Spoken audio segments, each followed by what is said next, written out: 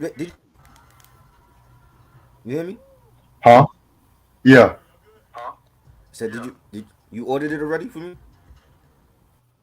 I'm gonna order it tonight. I just got home from work.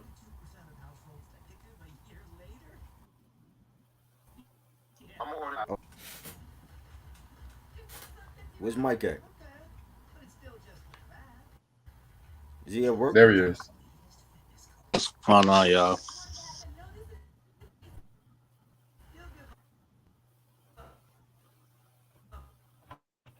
Yo. Yo, what's going on, y'all? Nothing much. Just getting home from work. I feel that. That's good. What's good, Trey? Hold on a minute.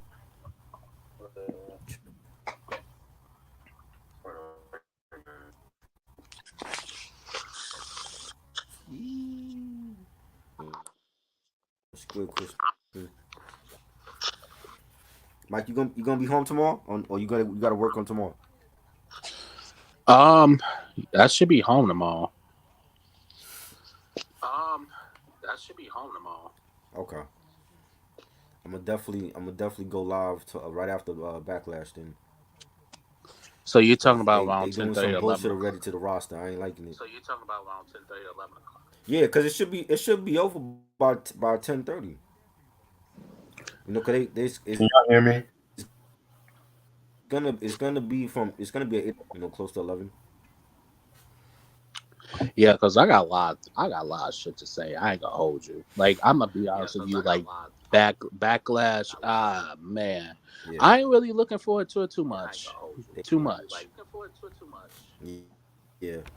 I don't know what they doing. Somebody's playback is slow.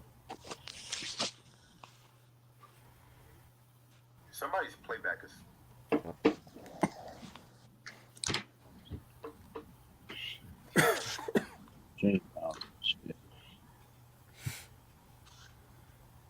Y'all can hear me, right? I can hear you. Yep, I hear them. Because somebody's playback is like slow. There's like a delay. That's the thing. All right, I'm gonna I'm gonna get out of here. That I'm gonna try to get back in. Okay. I'm gonna leave and come back. Okay.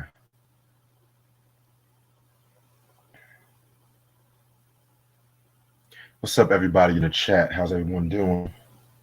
Happy Friday. Happy Cinco de Mayo. If y'all celebrate that shit.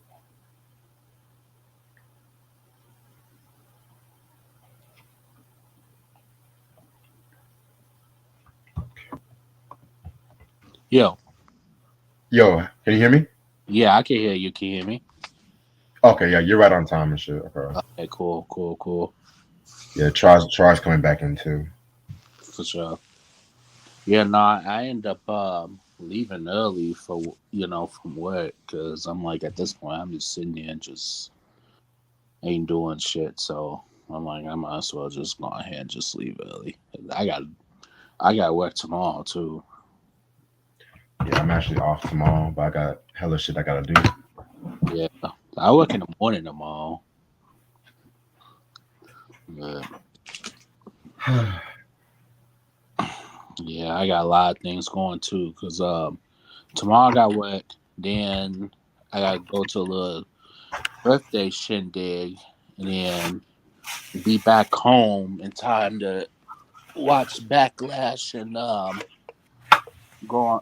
And then me and Try we're gonna go live. I think to Okay. discuss it.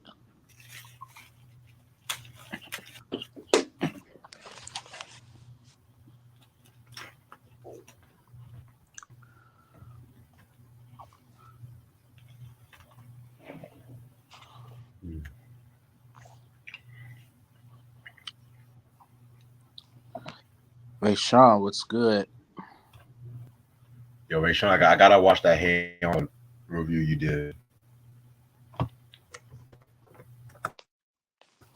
I saw some of that too. That was good.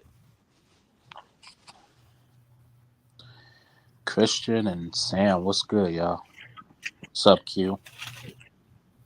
Some niggas.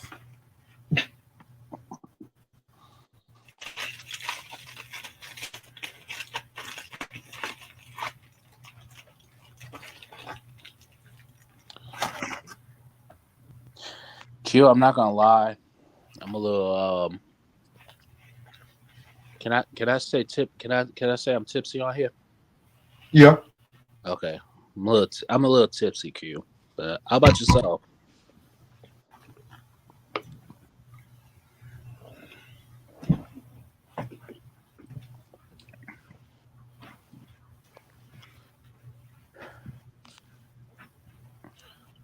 By the way, you still down for later on tonight? Yeah, what time you talking? Probably like 2:30. Oh, for sure. You're talking about That reaction, yeah. yeah. Yeah, I'm All down for that.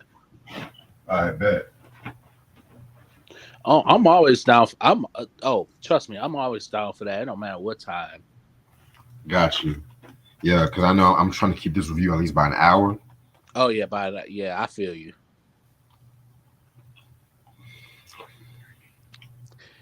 Yeah, Sam, I like Charlie Parker. I like him. It's pretty dope. Facts.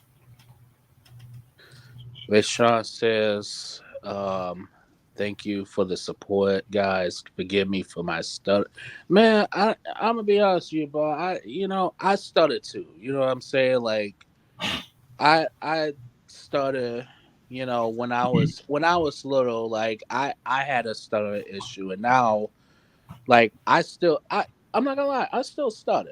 I don't care about that. You know what I mean? Like as long as you doing your best, you know what I'm saying, and you just do it. You as long as you being yourself, like that's all that matters. You know what I'm saying? So, I don't care about all that.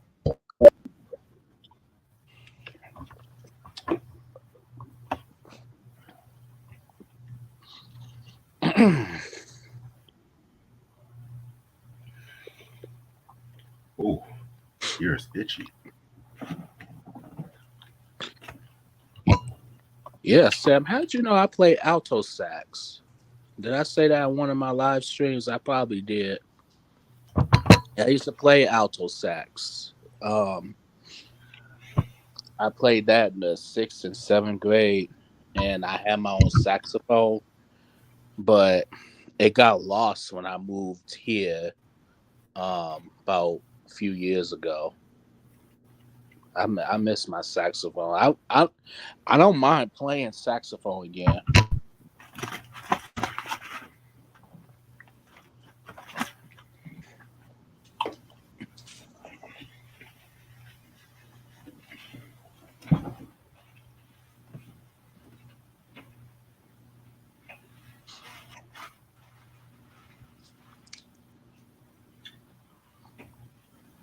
Yeah, I gotta get back to playing the sax myself. Oh, you used to play saxophone? I mean, I still kind of do, yeah. Oh, really? Yeah. Oh, snap! That's what's up. Okay, try it on his way back. Dope. So I was watching Boys in the Hood a couple days ago. Really? Yeah. I always love that part when that college recruiter came to Ricky's house and his friend was like, I used to play a little baseball. And then the boy was like, shut up, man. Don't nobody want to hear about your I'm not gonna lie, bro. Like some of the scenes on there, it's like unintentionally funny. facts. I ain't gonna hold you. Yo, doughboy, why she hit you?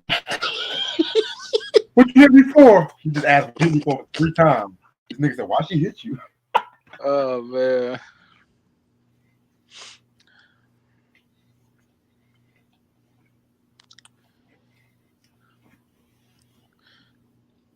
Just got back from a part. And you didn't invite me. I'm just joking. That's what's up, though. Yeah, I'm about to be on cruise level tomorrow. Oh, same. Yeah, like I got a little birthday shindig to go to tomorrow though, but I'm only gonna be there for like a little bit though, just show my face. You know what I mean? It'd be like that. Hell yeah. I ain't trying to be out all night though either.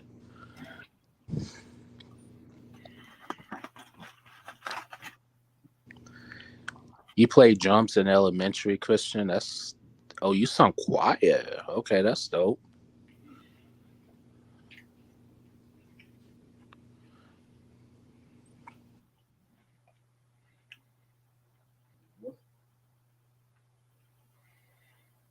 Sometimes you just gotta tell your boss to kiss my ass.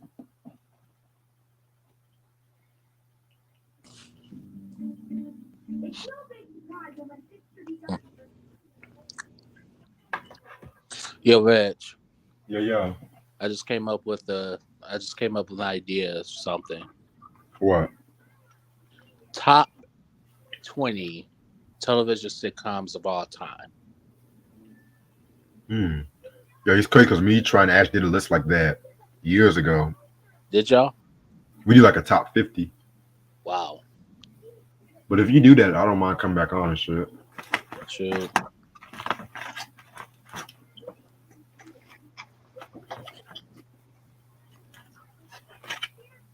I'm considering it. Hmm. But I already got some like stuff lined up on my channel though. Okay, I can't wait to see.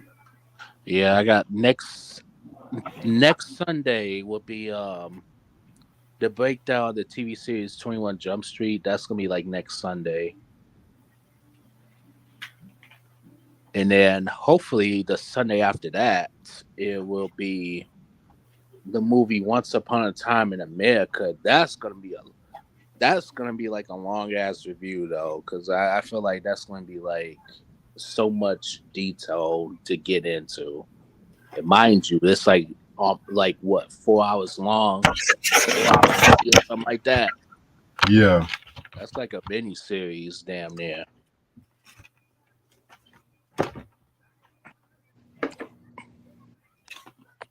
So yeah, I'm coming back with the reviews full force, definitely.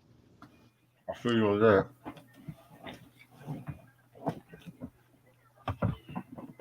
What do I think about the Mario movie? Okay, I'm gonna be honest with you. What I think of it is, I'm gonna be honest with you. I thought the movie itself was good, but I thought it was rushed. I'm gonna be honest with you. But if you 86 Chris Pratt and Charlie Day, I think two of the most mediocre actors that we have in Hollywood, then honestly, it would have been a better movie. Like I could think of a couple of actors in mind to like take their place. To be honest with you, but like the supporting characters, though, I thought they were better. Like Seth Rogen, he was good, and Keegan Michael Key, he was good as Toad, and then Jack Black. He was great there, but the weakest link is really Charlie Day and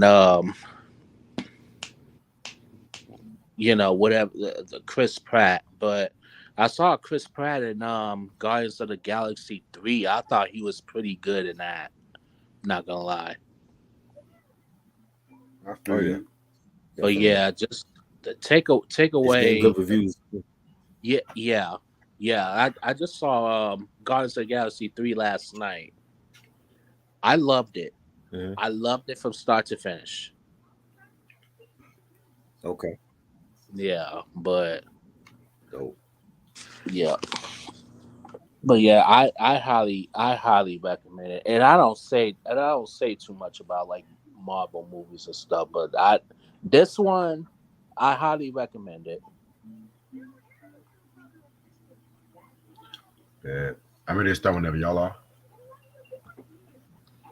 Yep. All right. All right, what's up, you two? How's everyone doing this lovely, lovely, lovely day? This your boy Reg in the building. Got my homeboy Try with me. Yo, Excuse me. And I got my homeboy Mike in the building with me too. All right. So today I've been talking about this for weeks. We're gonna talk about one of the greatest sitcoms, pop culture phenomenons of all time, The Honeymooners. The sitcom version ran from 1955 to 1956, but the show has had sketches and specials between 1951 all the way to 1978. It stars Jackie Gleason as Ralph Crampton, Audrey Meadows as Alice Crampton, Ed Carney as Ed Norton, and Joyce Randolph as Trixie Norton. So you guys know how we do. We're gonna talk about how we all got into the Honeymooners. We'll start this off with Try.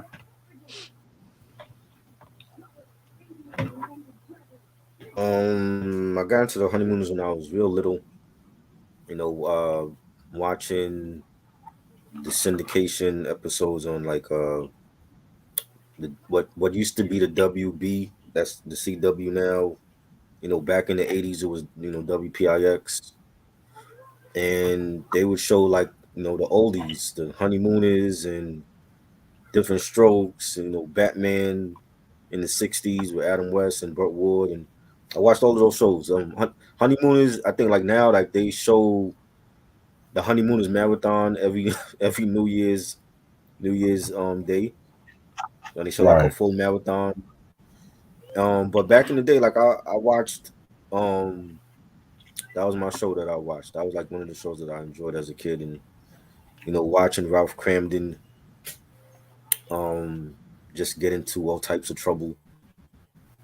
Whether he had issues at his job, he hated his boss, or he was at home and getting into trouble, or he don't love the bowling, got into trouble, with dad, and um it was always some type of hijinks with them. They reminded me of like they were like the live action version of like Fred and Barney Well, Well, from the Flintstones. Yeah, they were like them. You know what I'm saying? Like they got into all types of trouble, and I I realized at an early age like Ralph had a temper. You know what I'm saying? And like this the way that he talked to his wife, I didn't see nobody like doing that. That was like white. You know what I'm saying? That I didn't, even like my grandparents, they didn't talk to each other like that, and they were married literally till they died. You know what I'm saying? And I always wondered that. I'm like, there were times when Alice would stand up to him, but it wasn't all the time though. You know what I'm saying? It wasn't often. Like I felt like Ralph was like a bully in his marriage, and he even bullied Norton, and we'll talk about that because I was like that what I'm talking about is like one of my favorite episodes. But Ralph was a bully. Like he bullied his wife, and she had to stand up to him sometimes. And I think Alice knew how to handle him though. You know what I'm saying? If other people didn't know how to talk to him, she knew how to handle him. You know what I'm saying? And but he had a bad temper, and I like a show like this back then. I don't think you could do a show like this now because I just feel like with the Me Too movement and all these other feminist groups and stuff. I don't like the way that he used to talk to Alice. I don't think he could do that now in today's world. You know what I'm saying? But they were they were like a struggling married white couple in living in the hood, and they had to deal with a lot of shit that went on in the hood, in you know what I'm saying, in bad neighborhoods. And Trixie and Norton had to deal with the same thing. That was like their neighbors and best friends, and it was a great sitcom. Like I think all of them were phenomenal.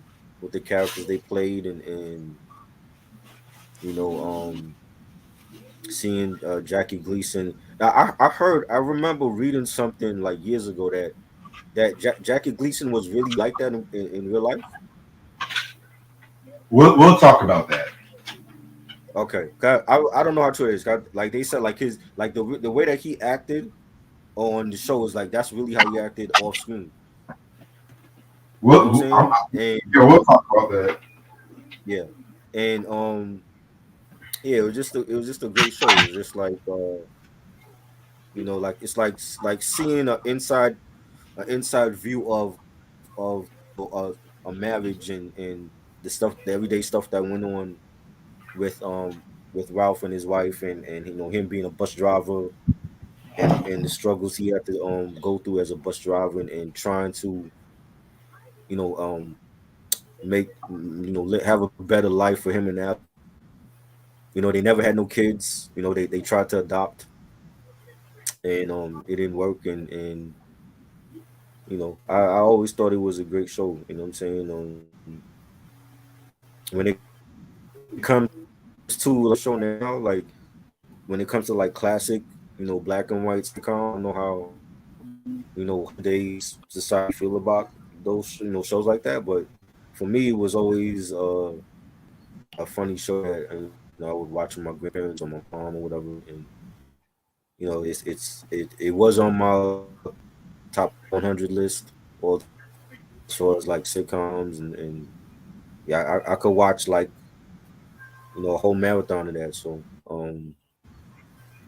it's definitely for once we're talking about a show that I like because it ain't, I don't I feel like with Reg is gonna it ain't gonna be too many times I show that I like.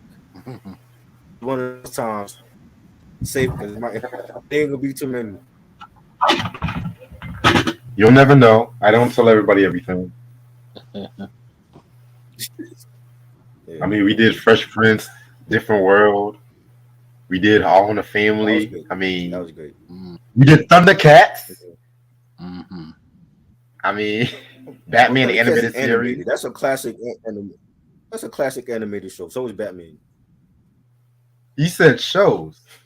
You didn't specifically say what Well, I kind of mean, shows. I saw sitcoms. I saw sitcoms like and animated shows are different, but I saw sitcoms. Just Yeah, just admit you have watched a lot of other shit. That just admit you're thinking I about have no faith Taxi. in you. Just That's admit it. yo.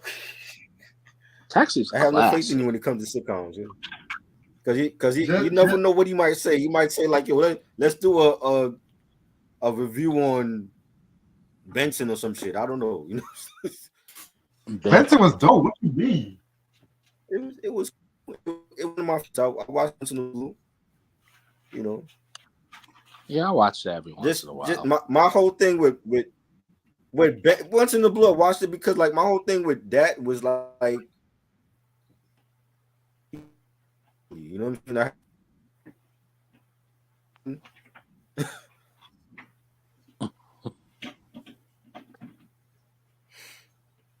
Right. Well, dope story though. Dope story. You can go, Mike. All right. So okay, so how I got into Honeymooners, I remember when I was little, like I would watch probably about like almost every single episode. And it used to come on like channel 38, like here, like in Michigan, where like basically like I'll be lucky if I get 38 because it be so staggy and stuff. So they'll have like they'll show like probably one or two episodes like a day or something like that. And I know like certain TV shows they would copy um like the Honeymooners, like King of Queens had like an episode where Doug, I think he had the flu, and then he was dreaming about like he was in an episode like the Honeymooners and stuff. Like his life was like the Honeymooners. So like I don't know, like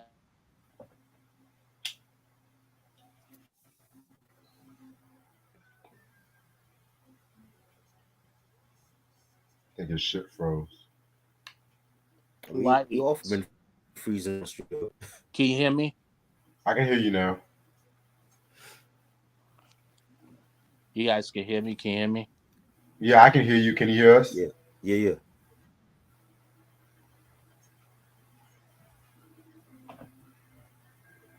StreamYard with this fucking bullshit. I swear to God. Okay, now can you guys hear me? You might have to Yeah, switch up and use a different software because the StreamYard yeah. been fucking up.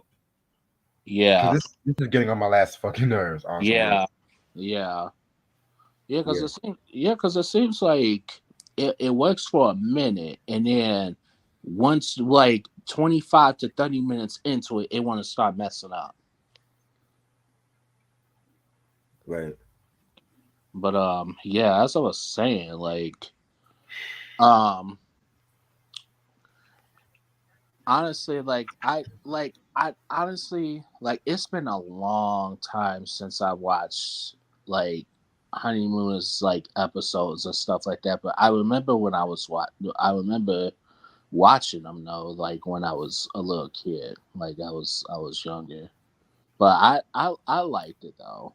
Like I liked that. I liked the humor in it and stuff like that. Like I like the story. I like the characters. Yeah, it's definitely a very good TV series. most definitely. You know, I got into the show. My dad used to love to watch the show. I remember catching it on TV Land, and at the time, I wasn't like always the biggest fan of like a lot of black and white shows, but I liked Lucy, Dick Van Dyke. I liked, you know what I'm saying. But the Honeymooners, it was something different about the Honeymooners and whatnot because I felt like, what's up, Eric? I felt like the show That's good. was one of the distinctive choices when it came to like that life, that era in TV because pretty much when it came to 1950s and television, you would have like a lot of shows where a lot of the families were either like middle class or upper middle class. Like I Love Lucy, you know, yeah, shows like of course Leave It to Beaver, Donna Reed's show, George Burns and Gracie Allen. But then the Honeymooners, it was just a gritty portrayal of that blue collar lifestyle was what I felt like was very influential. You know what I'm saying? I felt like that show pretty much was a good alternate when it came to 1950s television. And I saw this dope comment a couple of weeks ago when they were talking about the honeymoon. They said the Honeymooners was a Norman Lear show before a Norman Lear show. You know what I'm saying? Which I felt like it definitely was the most Right. valid statement when it came to that show because it influenced a lot of media. But we're going to talk about that in a minute. So when it came to the Honeymooners, the story begins in 1951. And when it came to this, it actually was a sketch on this little show, and I think it was on the Dumont Network called the Cavalcade of Stars. And this was a show that Jackie Gleason hosted. You know what I'm saying? And it had like a couple of other sketches, but the first Honeymooner sketch was in 1951, and it was a sketch called Bread. Excuse me. And the thing about that was it was like a 7-minute sketch where it had Jackie Gleason and then it had the original Alice, who was played by Perry Kelton. You know what I'm saying? And pretty much they were arguing because Alice told him to go get bread. He had came home from work. The argument turns like very ferocious where they start throwing shit out the window. And one scene it was just like Alice was like, "You want to see something go out the window?" And she almost threw herself out the window. And Ralph was like, "Jump, jump, jump out the window." And Alice was like, "I don't want to give you the satisfaction." And next thing you know it, you had Art Carney, who would let it later on play Norton. He played a cop. He talked about like cop keep the noise down. It was a very graphic sketch. I think it's on Tubi, YouTube. You can find something on YouTube, Daily Motion. You So Yeah, so pretty much like They had real marital issues going on in that relationship. they did. They really did. And so this is when Jackie Gleason, he became very popular in Dumont Network, that he ended up having his own show, you know, on Dumont, but then he later ended up on CBS, which was called the Jackie Gleason Show. And of course, it had other sketches there too, you know what I'm saying? And of course, it had Honeymooners sketch, which now Meadows, you had Audrey Meadows like in the sketch too, playing Alice now. And then you had Art Carney, who played Ed Norton, Joyce Randall played Trixie. And pretty much again, the Jackie Gleason show was a huge success. You know what I'm saying? Like some of them, those pretty much the sketch became more popular than the show. That they would have like certain shows where the sketches would range from like 6 minutes to 14 minutes, and then later on it would range from like 40 minutes. You know what I'm saying? And the thing about that was like they always performed the sketches live. You know what I'm saying? Because certain shows these days they pre-record certain shit. You know what I'm saying? Well, minus Saturday Night Live, minus that show, but even with that, they have some pre-recorded skits sometimes too. But that's another story for a different day.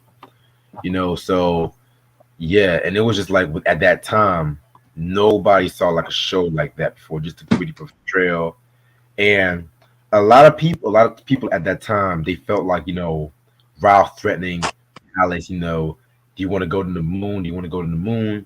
You know what I'm saying? It was just like a signature of like him abusing or threatening his wife. And a lot of people were like taken aback by that shit, even to this day. You know what I'm saying? Yeah. Oh, by the way, Pert Kelton, she left the sketch because she was ended up being blacklisted because at the time they had a war going on. I think her husband was part of the war. He's a communist or some shit like that. But Oh wow. She wasn't good though. yeah, She wasn't good. she had her moments. You did? I did. The first season I didn't like. I think once the second Alice came on, it was perfect. Right. And speaking of Audrey Meadows, originally she was almost not cast as Alice because Jackie Gleason has said that he had felt like she was too pretty to play Alice. So the next day, Audrey Meadows came with her hair tied back, the signature Alice look, and just ended to have like a more gruffer kind of look, and they reconsidered her. You know what I'm saying? And with Art Carney, he was already like a vaudeville actor. He was like working in the sewer. He pretty much was like the thorn on Ralph's side. You know what I'm saying? Like they were friends, but he quickly got annoyed with his ass and shit too. You know what I'm saying? So, and then of course you had Joyce Randolph plays Trixie, which I'm not gonna lie, and I'm gonna be very honest. Nothing against Joyce Randolph, nothing against her, but out of the cast members, she wasn't really the most developed, in my opinion. Because there was some times when she would just be there, just saying, "Hey, Alice, I gotta make Norton dinner." I feel like she had more to do in the sketches than the actual show, which we'll talk about that in a minute. You know what I'm saying? So next thing like I said before, the show was so big that CBS wanted to actually have a sitcom based on like the show. So the Honeymooners in between 1955 and 1956 became the sitcom format, you know what I'm saying? Which many people refer that as the classic 39. And it was pretty much like 39 episodes in that season. Because that back in them days, like certain seasons and shows had like up to 30 to 40 episodes a season. You know what I'm saying? These days it reduces to like 20 episodes and shit too, you know what I'm saying? So yeah. And a little known fact, Jackie Gleason, he rarely rehearsed with the cast members. So sometimes while like Art, Audrey, and Joyce were rehearsing, they would have like stand-ins as Ralph. And Ralph would watch the rehearsals and he would just have it nailed on the spot. And if he like messed up on a line, sometimes he will repeat the line, like just say, out of control. Out of control. He will pat, if you watch closely, he will pat himself on the belly, or he would either like ad lib or quickly remember the line and shit like that too. You know what I'm saying? But that's the thing though. Like that's the show had like a lot of ad libbing and live performances and stuff like that. Like the mistakes, you can't really notice that when they made a mistake or not. You know. So, and another little thing too. You had mentioned that that was how he was in real life. Well, here's the thing. From what I've looked up, he was like very controlling about like his brand and whatnot. Like, yes, he would allegedly like yell at certain cast members or certain crew members and whatnot too. It's been said that him and Art Carney sometimes go back and forth, sometimes too. Like they were cool. They weren't like the best of friends, if that made sense, But they were like they had like a lot of respect for one another. But then you had Audrey Meadows, who pretty much said that a lot of stuff about Jackie Gleason was over exaggerated and stuff like that because she had a very close relationship with Jackie Right. and shit too. But and it's a little known fact, the Dick Van Dyke Show, Alan Brady. It's been said that Carl Reiner based Alan Brady a little bit off Jackie Gleason, Sid Caesar, people like that. You know what I'm saying? So that's a little known fact too. So the classic 39 was a huge, excuse me, was a huge rating success in CBS. Plenty of classic episodes occurred in that season. Like of course the golf episode when Ralph trying to learn how to play golf. You had an episode when Ralph tried to learn how to dance, do like the mambo. Of course, when he wanted to be on TV. It's just like when it came to this show, it had like get rich quick schemes, but at the same time, it was talking about like living in a blue collar lifestyle and just trying to make ends meet because that's one of the things I loved about the set too. Like the whole fucking apartment was literally one of the smallest apartments you ever seen in a sitcom. You know what I'm Right. saying? Just like the table, the little small TV, and then the bedroom in the back and shit like that. But I felt like that's what gave the Honeymooners its appeal, because they weren't really a successful family. Like compare that to the I Love Lucy apartment. You know what I'm saying? So that's something very interesting as well too. And also, when it came to like Jackie Gleason, he didn't really like a lot of the fat jokes. Alleged, it would say he didn't like a lot of the fat jokes aimed at him because with some of the cast members improvising and ad libbing, sometimes like they'll say some shit like that will catch him off guard, but he would have to stay in character. He would have to stay in character, and he would just say like "get out," or he would just say one of these days, bang, zoom. But yeah, it was pretty much like that. You know what I'm saying? So what else about the show? So a lot of people are thinking to myself, if the show was such a success, why did it only run for one season? Well, towards like the end, it was at first the number 2 show in the United States, right behind I Love Lucy of that year. But then they had this show called the Perry Como Show in NBC, and that pretty much took a lot of the ratings. So it went to number 2 to number 19. And Jackie Gleason did a radio interview, felt like he didn't want the quality to go downhill after that first season. Pretty much he didn't want the show to jump the shark. So that's why the show ran for one season, you know what I'm saying? And then the Honeymooners later on returned back to the Jackie Gleason show, where it would have like one-off specials because, Jackie Gleason, he kind of rebranded the Jackie Gleason show a couple of times over the years until 1970. Like, the Honeymooners pretty much had like a lot of other sketches. Next thing you know, they had musical episodes, and they did an episode when they did scenes when they actually went like overseas, like London, which I'm not gonna hold you. I would stay away from some of them specials, like because they replaced like the Alice and Trixie. It they were trying to be like more financially better than what they was, and I would not really recommend those ones if you ask me.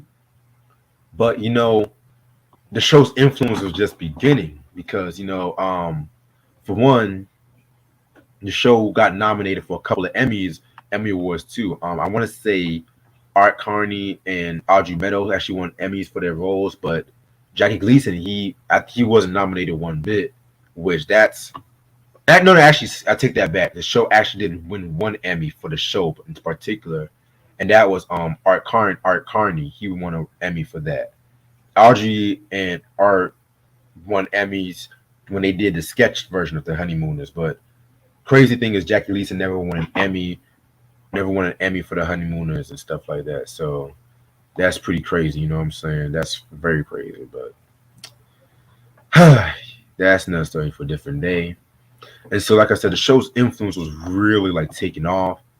Like between then and now, it's the influence still seen. The Flintstones, for instance, you know what I'm saying? That was pretty much based on the Honeymooners. Like, what if they had a Honeymooners in prehistoric age? Mhm.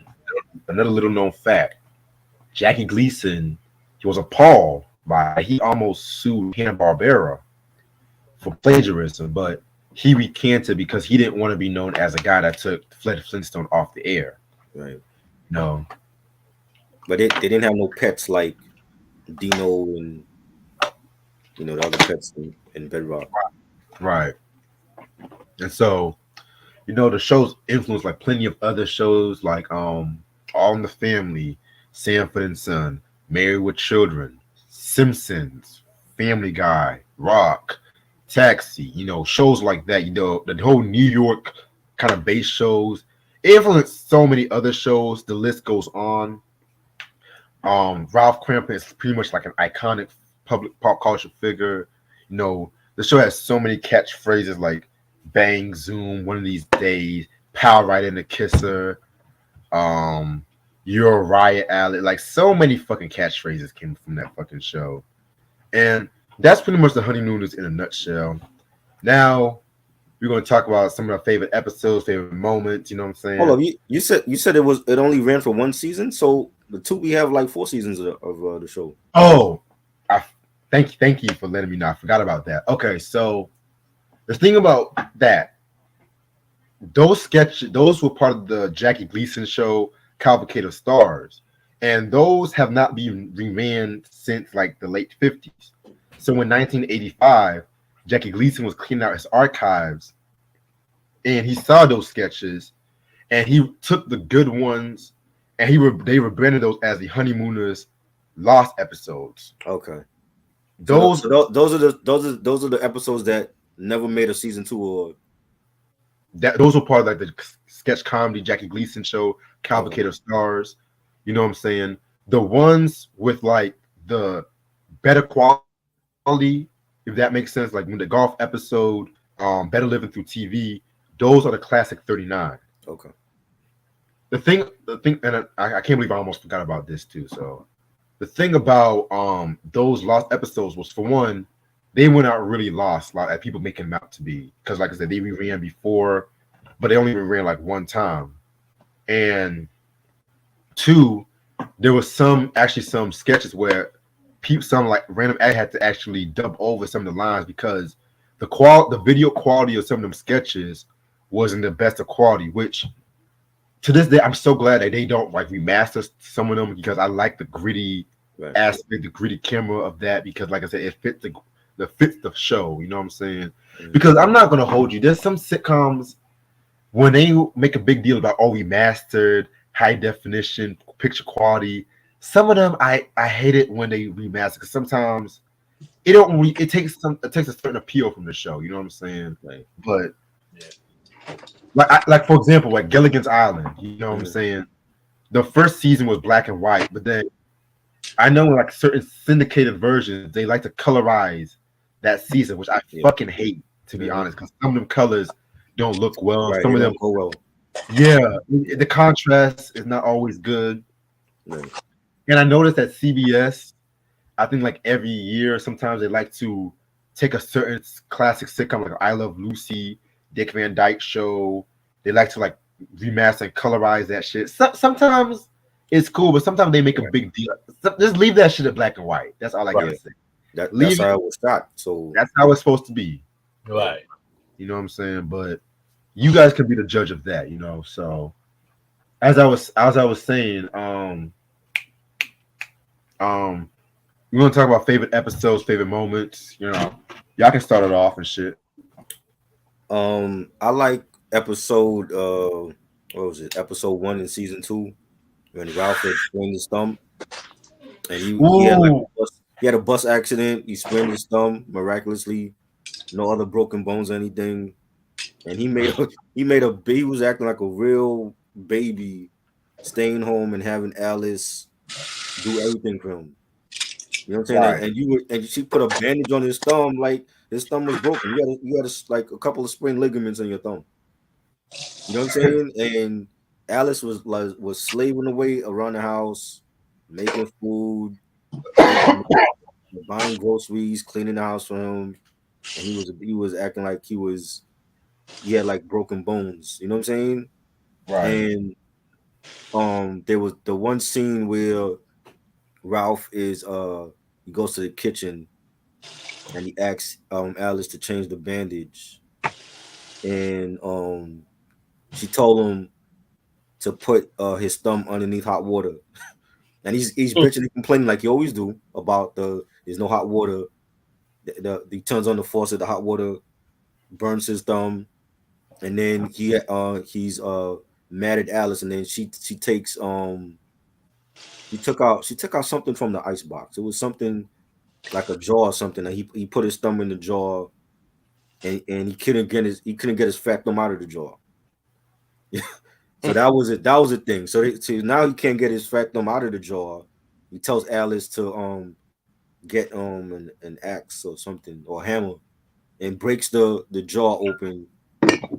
And while he's still bitching about it, he ends up like walking on the glass that just broke. So now you have broken glass in your foot, and you got a sprained thumb. You know what I'm saying? But he was still able, like he didn't want to go to work. He was still able to go to work because like he kept complaining. Oh, the doctor's not answering his phone. Call him again, Alice. So Alice calls the doctor again. Doctor comes over. Doctor is giving him examining his thumb. The thumb is fine. The doctor telling him like, yo, like you could go to work tomorrow. He don't want to hear that. He feels like it was bad. He had a serious bus accident to the point where he should be laid up at home. You know what I'm saying? So the doctor checks him out. He's fine. The doctor now is examining Alice and tells Alice, you look exhausted. You look like you really are spent, and she was like doing everything for Ralph while he was laid up in bed. And Right. the doctor tells Alice, you need a rest. You need to be in bed, and Ralph should be taking care of you. So now Ralph was feeling guilty. You know what I'm saying? And you They know, play that uh, you know how convolution. he do, like when he fuck up and he fuck up bad, and then he start feeling some type of way, like that's the guilt that's hitting him. And then Baby, he baby, I start don't know. when I they don't know when they why I do start these things. when they start playing right when they start playing the slow music, or that's when you're about to apologize for the way he's been acting. You know what I'm Baby, you're saying? the greatest. Yeah. So he's looking at Alice with those sad eyes. Oh, I'm sorry, Alice, for acting like an asshole the whole day and making you slave over around the house. It was just a sprain. So now he got to take care of Alice because Alice is exhausted, and the doctor's like, yo, like you know what I'm saying? Like this is serious. So she gotta rest up now because she was, spent all the whole day taking care of Ralph and his sprained thumb. So that was a good episode. Definitely. Speaking of the last episodes, I want to talk about one of my favorite ones, and I'm gonna mention some classic 39 episodes as well too. Mm. It's the episode when Ralph sends a nasty letter to his boss, right? Yeah, I swear to God, and it's he this did that. He did that more than once, though. yeah, they were famous on remaking some of the sketches Right. a lot of times. So, but the version I'm talking about is one of my favorite depictions because it's like fucking Norton fucks up everything. You know what I'm saying? So, Ralph pretty much has to be a pussycat and just apologize to the boss. But it turns out that the letter was not delivered on time. But Norton, he ends up finding the letter. He gives it to the boss. I think Ralph was about to get a promotion. Mm. And then Norton says, you should be grateful you have a friend like me, huh, buddy? And then next thing you know, the ending scene just proves how much of a great actor Jackie Gleason is. Because next thing you know it, he's all like, he acts like he's having like a stroke or something like, hey, then the music like, bomb, died. Then he starts screaming like, ah! Then he does a little cartwheel and Mm-hmm. falls flat on his ass. Like when I saw that scene for the first time, I laughed for 10 minutes straight. He was like, ah! He messed up. That was too Yeah, hilarious. Oh my goodness, man. For a big dude, Jackie Gleason was very flexible and athletic. I got yeah. When he wanted to be. Facts. Yeah. Facts.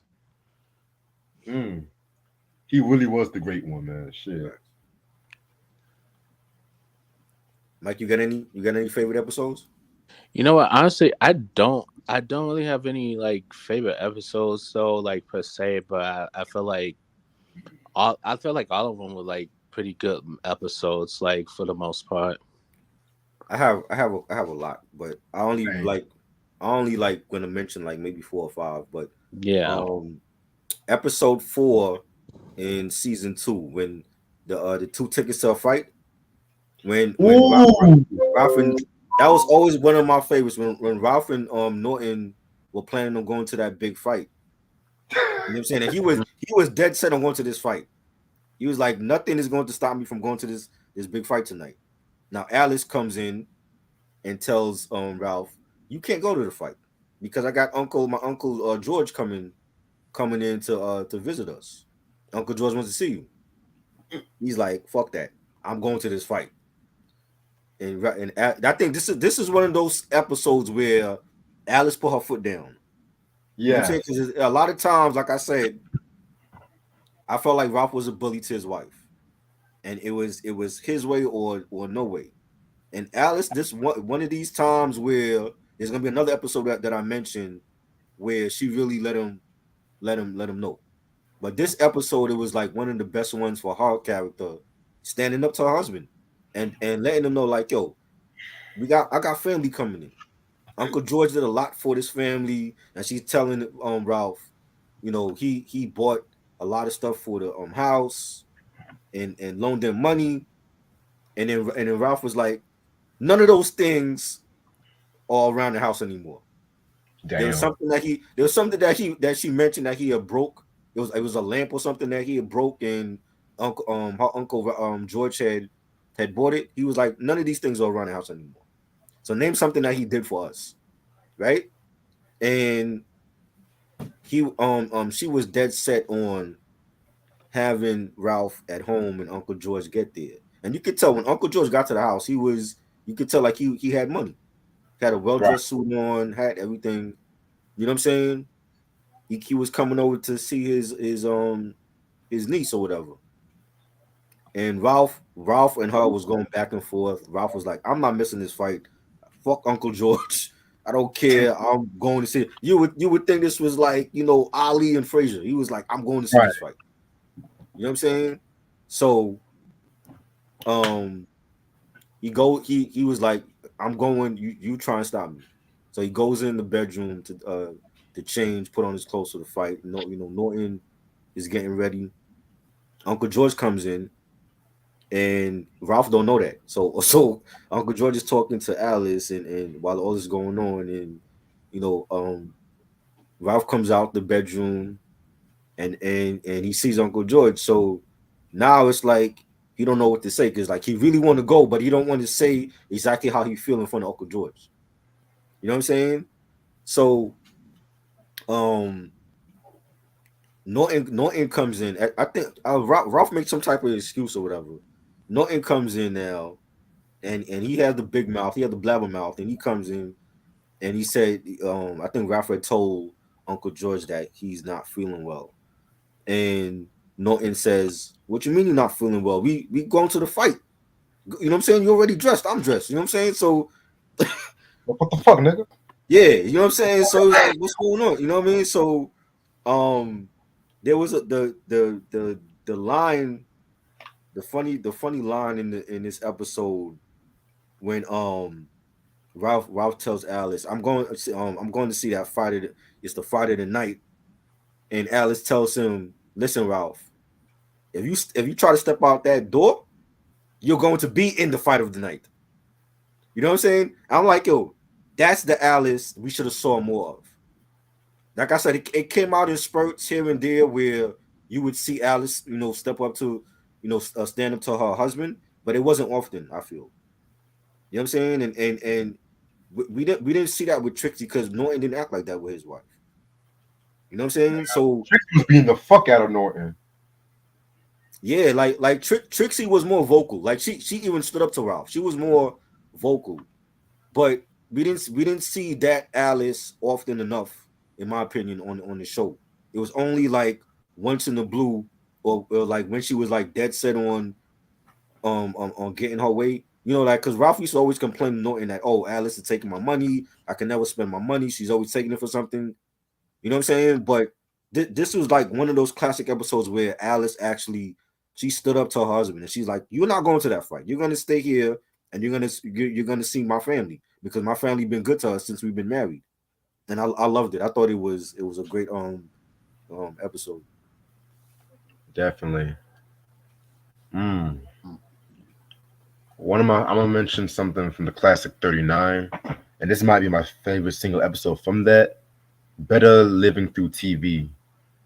Once again, Ralph has a get rich trick scheme when he has like this little apple cutter or whatever this shit is, right? And him and Norton books like this TV spot, like an infomercial, and it's just pretty much them clowning around, trying to get this shit together. So Right. in the last scene, he cuts his finger with a knife, and Mhm. of course Jack Gleason goes to like one of his fucking tirades and shit like that.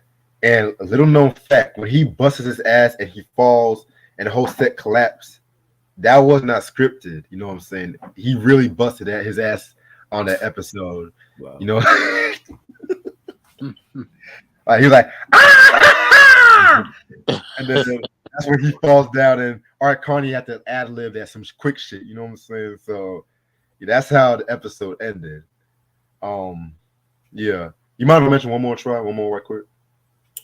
I got like three more I want to mention. Okay, you can go Um, next. you want to end this early or Oh no no.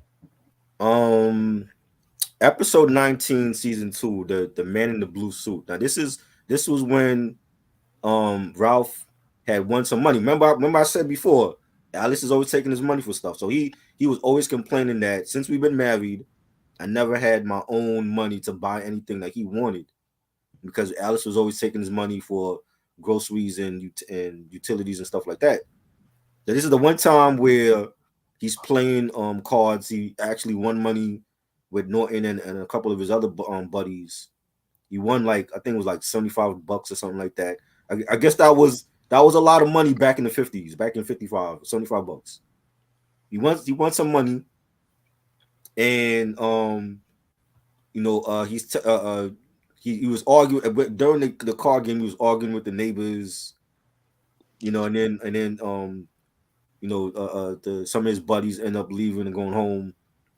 And Ralph was telling Norton, I don't know where to put this money.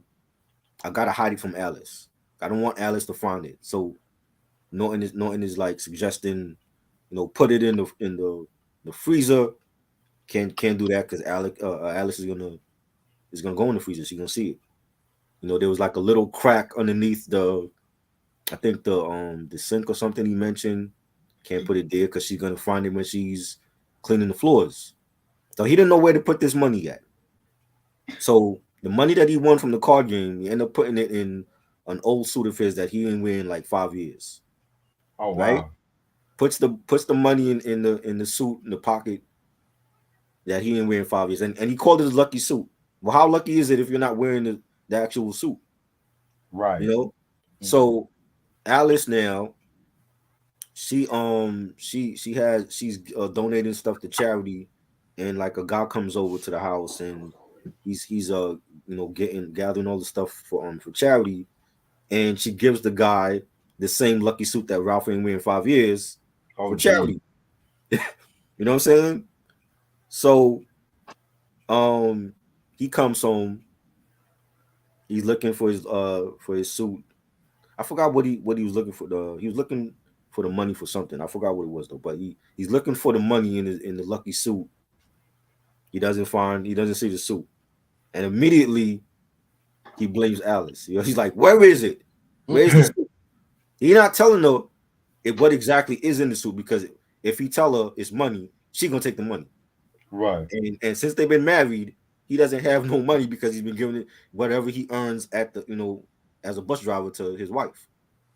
So he's telling her where's the suit, where's the lucky suit, and tells her, I'm looking for the suit, and she's like, Ralph, how it's not a lucky suit because you don't wear the suit no more. It's old. You know what I'm saying? He's like, how lucky is the suit if you're not wearing it? He's like, that's my lucky suit. She's like, Ralph, you ain't wear that suit in like 12 years. You know what I'm saying? And I'm thinking like when I'm watching this, I'm like, yo, there had to be somewhere else you could have put the money, yo, in a shoebox, underneath the mattress, something. My grandfather used to like put money underneath his mattress. Right.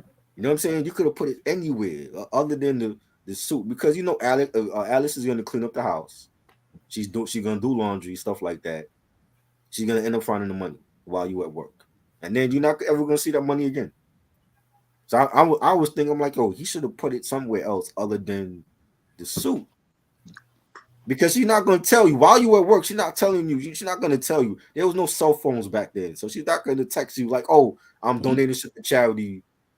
What do you want me to, What do you want to do with this suit? Because you ain't wear this shit in like 12 years."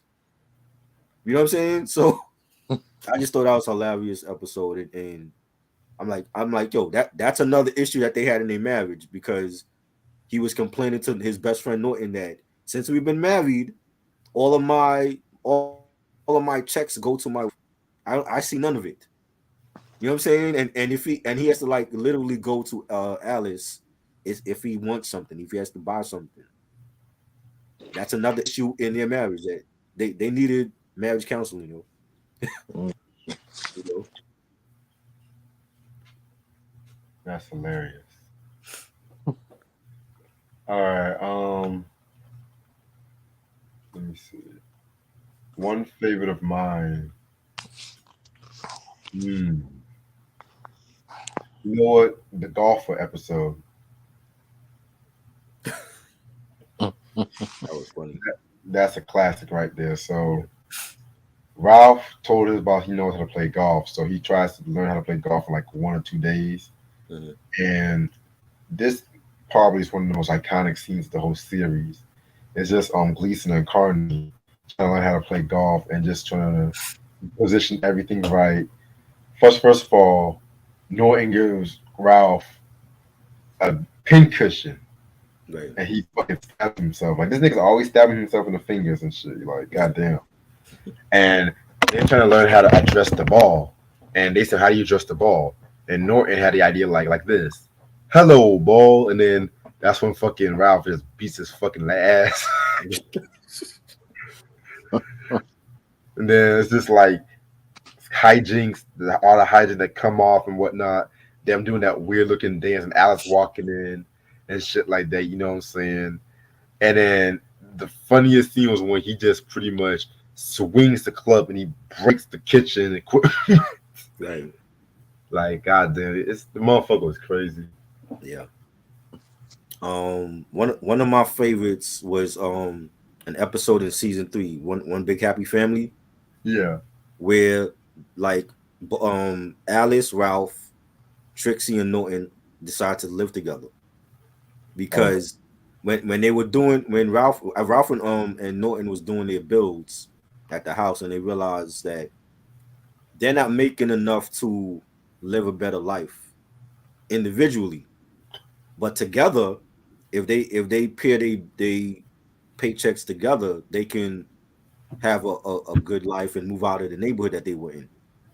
You know what I'm saying? Ralph got tired of seeing like looking out his window and seeing like the back of a Chinese stand. So you already with that you could tell like yeah they were in the hood. right. And he's telling Norton, well, I can't afford to live a good life off of my salary, and you can't afford to live a good life off of your salary. Let's combine both checks, and all four of us move in together in a better neighborhood. So they all move, and you could tell like I want to say that's like the only time that they moved out of their old neighborhood into like a new apartment and everything. Yeah. And you can tell like soon as they get into a new apartment, it's better. They have more space, a better neighborhood, and that's what they wanted for their wives.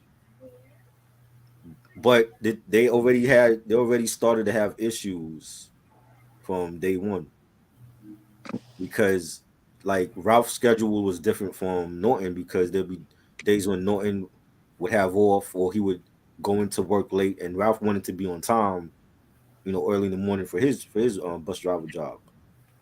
And he had issues with Norton because Norton um that one morning that Norton was taking a bath, he was off, but Ralph had to go to work early in the morning, and Norton is still in the tub. So Ralph was pissed immediately. He's like, "What? You still in the tub? And I gotta go for work. I'm late." So on top of that, Alice was making breakfast for them, and he's telling Alice like, since they've been in a new house, he ain't been he hasn't been in the tub in like 3 days. So you're going to work and he hasn't touched a shower or a tub in 3 days. Oh hell no! You know what I'm saying? Wow. And he like everything that's going wrong in the new house, he's blaming Norton for it. And Trixie was pissed. You know what I'm saying? This is the one episode I'm talking about earlier where it wasn't only Alice that let Ralph have it, but Trixie did as well. And they it was like a bunch of problems. Like he was blaming Norton for eating all the food.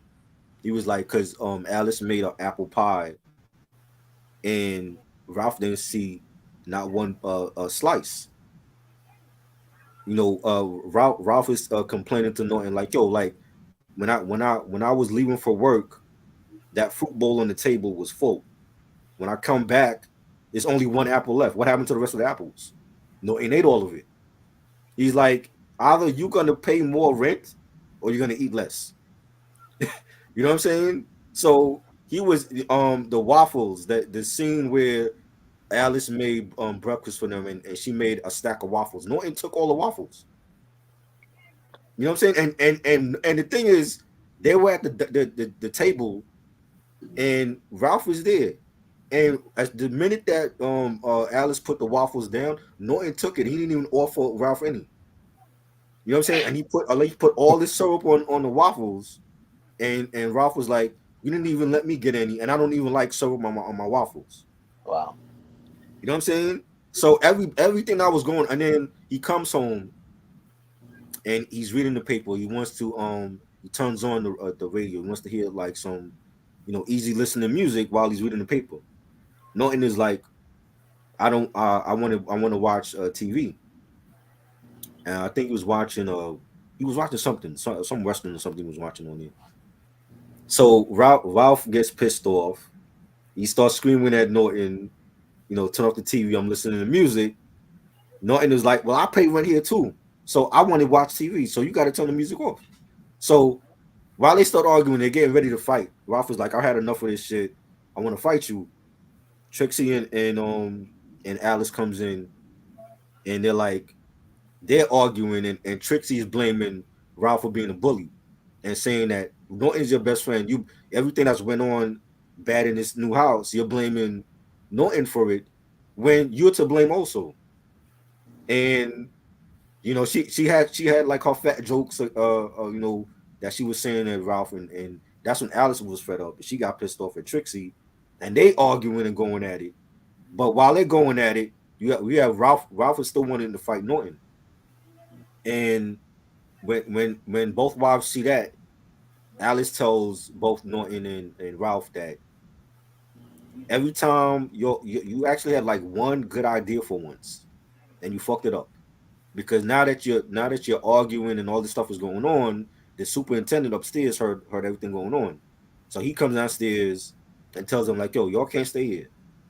This is not your neighborhood. This is like a very nice neighborhood, and I'm tired of the noise. So he's like, "Y'all gotta pack and get out of here immediately." So Alice is telling him like, "Y'all had one good idea and you fucked it up because you want to act like little kids."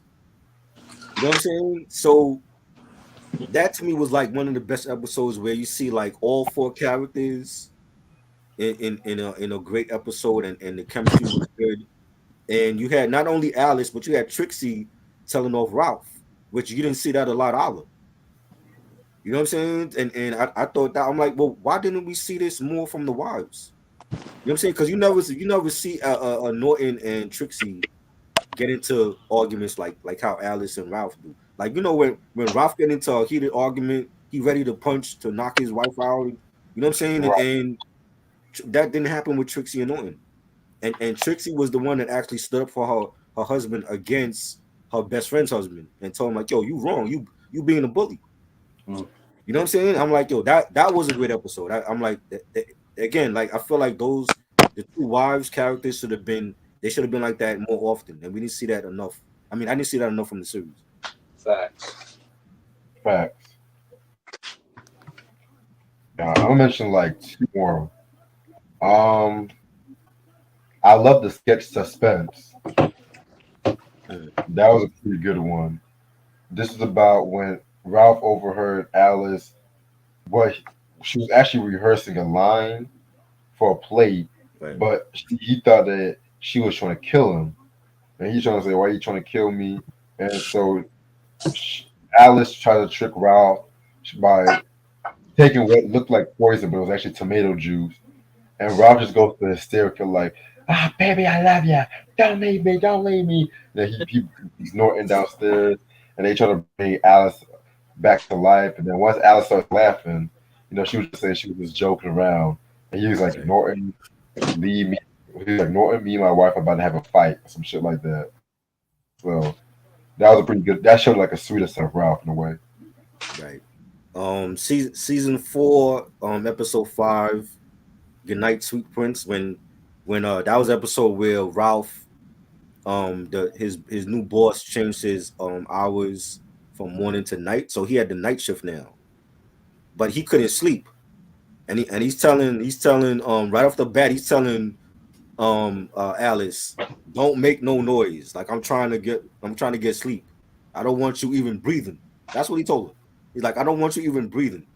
And she made a joke like, if I can't breathe, I'm gonna die. Something like that she said, and he was like, well, you're better off like that or something like that. And Yeah. he's like, I don't want you even breathing around the house. Don't make no noise. Don't move anything. I need to get rest. He still can't sleep. Norton comes over, and Norton is telling them like, yo, you should try this. So Norton is telling them, put some cotton in your ears and blindfold yourself, and then you should be able to rest. And he tried it, and that didn't work. Then Alice's mother calls up, and she tells him that, Ralph don't want nobody calling because he can't sleep. The mother says, well, he should try this. Put some cotton in your ears and blindfold, which is what Norton told him to do, and he got pissed off because it wasn't working, right? So now it's like he's complaining to Alice about it. Alice is like, I'm gonna go down to your job and talk to your new boss and see that if we can get your hours changed or something, because he's not used to the night shift. It's always early morning for him, and now that they change his hours, he's having trouble adjusting to sleeping. So the new boss now comes to his house, and he's talking to Alice about changing Ralph's hours. Ralph don't know that the boss is there, and he's still pissed off that he can't get no sleep. So he's coming out. He didn't even see the boss there.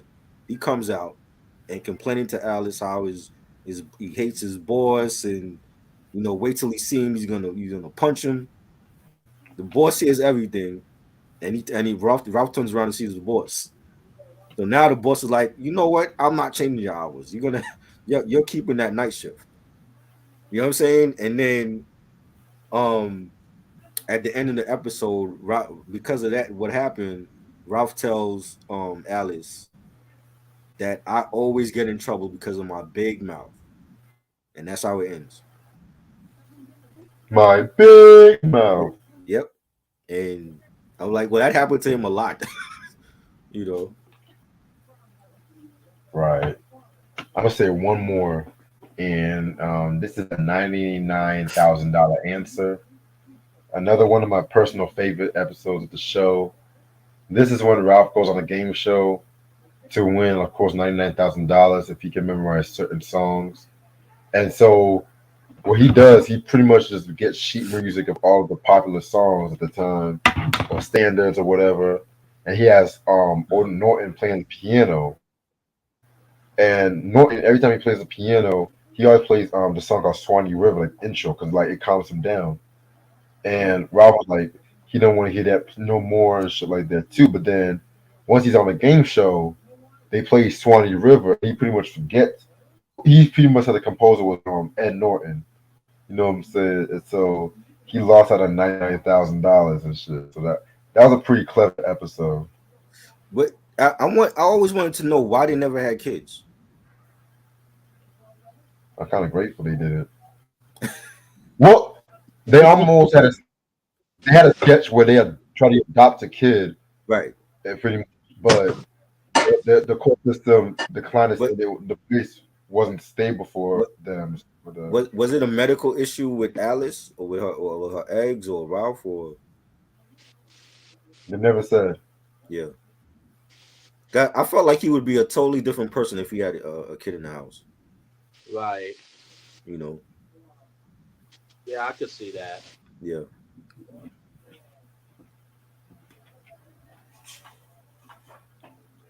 Yeah. You have any more favorite episodes, bro?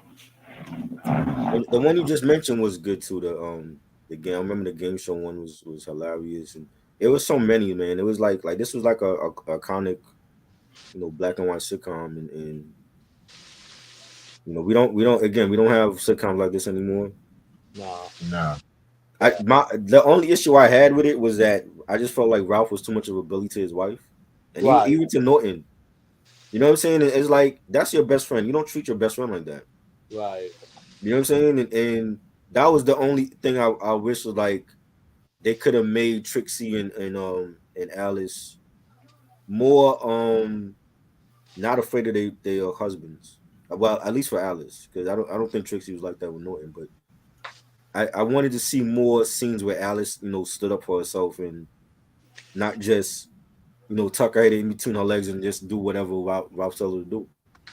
Because not in this era, they like I said, like women are totally different now. That wouldn't happen. You know what I'm saying? It, like you might end up getting knifed or something if you try to hit your wife or talk some shit though. You know what I'm saying? So I feel like women have come a long way in television since then. Like Right. Felicia Rashad, like Claire Huxtable. Claire would never take that shit from Cliff. That would never happen. Hell no. You know what I'm saying? That would she would have had a divorce a long time ago and take the kids with her. You know what I'm saying? So you can see the evolution of women in TV at that time from the 50s to now. You know what I'm saying? It's totally different. You know, Exactly. but I think it was a great sitcom. You know what I'm saying? Definitely loved it. If people never see it, they should definitely you know get the Tubi app and check out the 4 seasons on there. Yeah. Well, for me, I would skip season one. I don't like the Alice on season one, but Audrey Meadows did her thing as Alice, and it was great. Also, if you guys also want more honeymoon shit, check out the Classic 39. I got the full Classic 39. They have certain episodes on YouTube. They don't have everything, but they have the majority of the Classic Is 39. is it? Do they have any like special features with that? Let me double check it. No, just the episodes. Yeah. But they re-released the DVD a couple times Oh, too. so it is available. It's not out of print. Yeah, it's still available. No, actually, they do have rare interviews Oh, okay, and stuff like that too. So yeah, cool.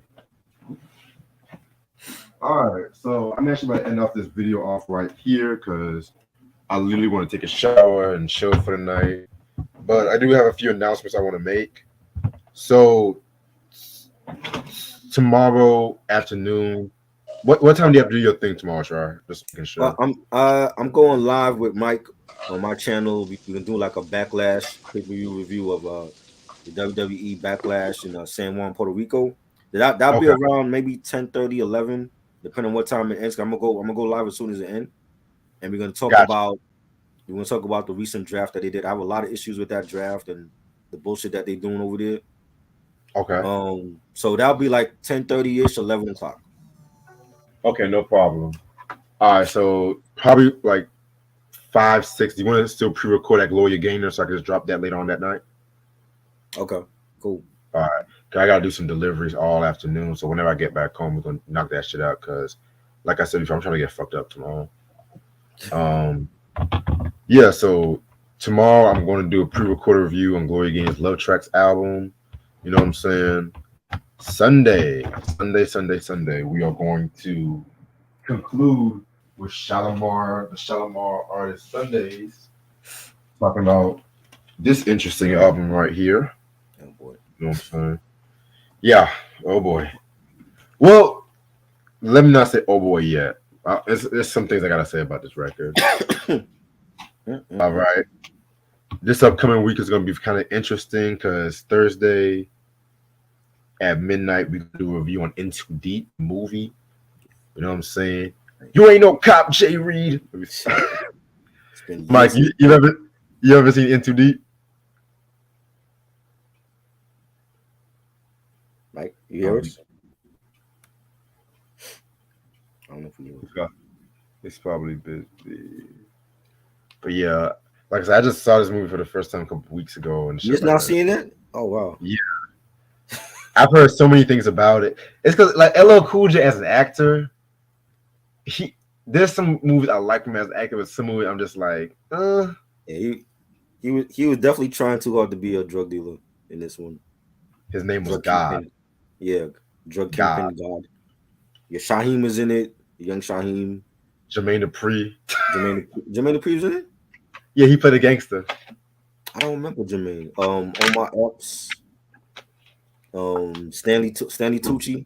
He played like his lieutenant or whatever. Pam Grier was in it too. And Grier was in it. I went to see this movie in the theater, so it's been a minute, man. It's been a long time. Right. All I want to do is just be there for you. You a sellout. Who was the love interest for Omar Epps' character? There was another female in there. Nia Long. Nia Long, right? Nia Long was in it. Okay. Yeah. Yeah, that movie had a lot of casting in it. I can't wait to Yeah. talk about that movie. Oh yeah. Yeah, man. Yeah, man. So that's all I'm gonna review for next week for now and shit like that too. You know what I'm saying? So yeah, man. So we got a dope album we're gonna talk about Monday, but I'm gonna keep my mouth shut on that. Yeah. Oh, Mike said he lost the audio and shit like that, so Okay. you can That's cool. StreamYard bullshit. Yeah. But yeah, but shout out to Mike. You know what I'm saying? Appreciate him coming down. So yeah, this was the Honeymooners breakdown. Definitely love this. You know what I'm saying? This show it's very influential, you guys. If you don't have anything to do, do they still do the Honeymooners marathon in New York and stuff like that? Yes. Every New Year's Day they do it. Every New Year's Day they show like a full marathon, different episodes and some classics, and like from 12 a. As soon as the ball dropped, from 12 a.m. to like maybe 6 p.m. that day. So it's great. Yeah, that's a tradition in New York. Yeah. Yeah, man. All right. So other than that, thank y'all so much for watching. We'll see y'all tomorrow. Appreciate this try as usual. Yeah. Peace up with y'all. Peace. Peace.